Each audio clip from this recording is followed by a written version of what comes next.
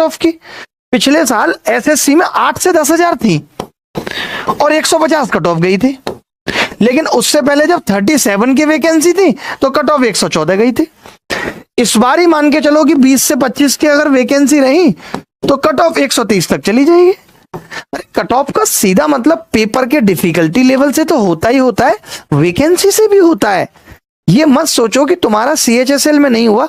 CHSL का paper मैं आपसे पूछना चाहता हूं, सीजीएल से कहां कम था? क्या उन्होंने बहुत सरल पूछा था? मुझे तो लगता है और सीजीएल से मुश्किल था। सीएचएसएल मान लेते हैं और एक बच्चे के 223 नंबर है, उसके बाद एक बच्चे के 221 नंबर है, उसके बाद 100 बच्चे हैं सीधे जिनके नंबर 200 से 220 तक हैं, ठीक है।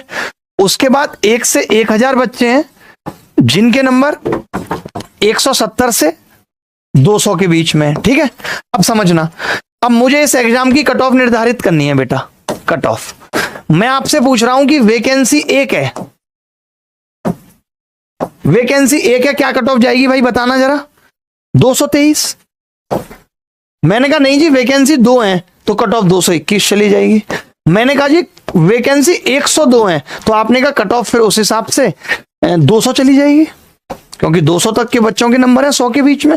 मैंने कहा नहीं नहीं जी 1000 और यानी 1102 है, तब आपने कहा कट ऑफ 170 चली जाएगी।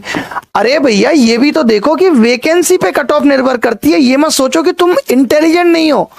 सीएचएसएल के एग्जाम में जिस हिसाब से इतना बढ़िया पेपर था, 160-70 नंबर लाना मजाक था क्या? बताओ, बिल्कुल भी मजाक नहीं था। बट क्या था वहां 3712 वैकेंसी थी बस। अब 3712 वैकेंसी में आप क्या उम्मीद कर सकते हो?